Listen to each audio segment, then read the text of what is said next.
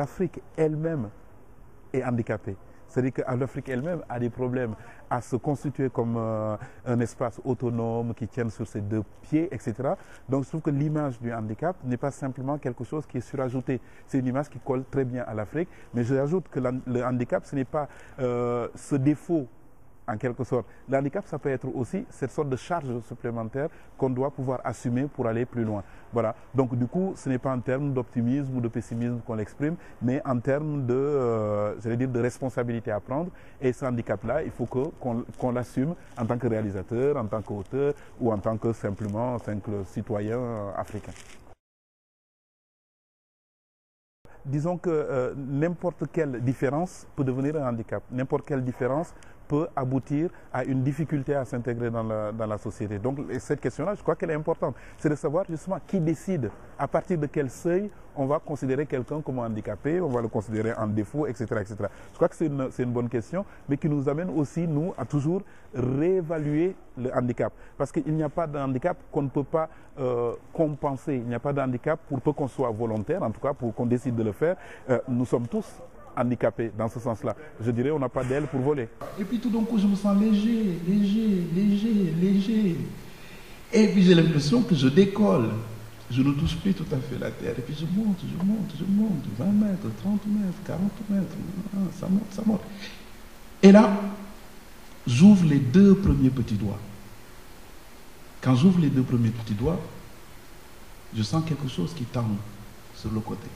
Le conte nous dit toujours, attention, votre jugement de valeur, c'est un faux jugement de valeur parce qu'un jour ou l'autre, peut-être que ce handicap-là, de ce handicapé, va sortir une nouvelle société. Donc, tout le monde l'entend aussi. Mais quel que soit le jugement social qu'on porte, on se dit quand même attention, si ça se trouve, je me trompe. Voilà. Je trouve que c'est important d'avoir cette sorte de faille, en quelque sorte, qui permet aux gens justement de réfléchir. Et c'est le travail que nous avons à faire, de creuser la réflexion, d'amener des films, d'amener le débat, de dire à tout le monde, mais il y a possibilité de voir autrement. Et ça, le conte nous le permet. Et quand le conte nous le permet, mais on peut arriver à trouver des points de basculement. Je pense que c'est comme Archimède qui demandait un point fixe pour faire basculer l'univers. C'est pareil. C'est-à-dire qu'il faut un point fixe. Et ce point-là, moi je trouve que si on l'a dans le conte, si on l'a dans l'imaginaire, c'est déjà quelque chose.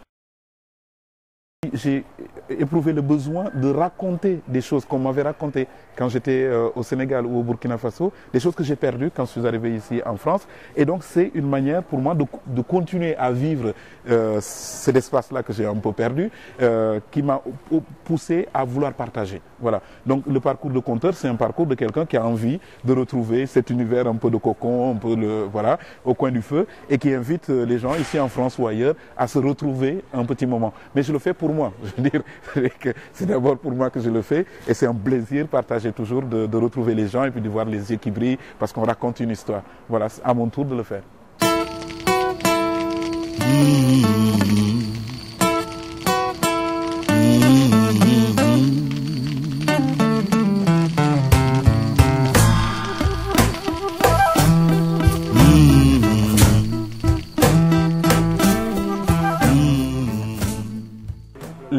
Lipone, amoon na fi daan na am ba mu amee yaa ko fekkee déedéet yaa nettali ma dégg tout ça ça veut dire il était une fois.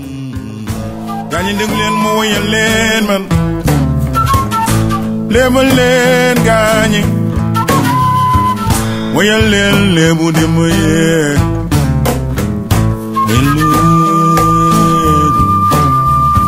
li ma maam jàngal man maam mooy moom daal nee na ma ñëw doom toog ma léebal la léebu lëg léebal la léebu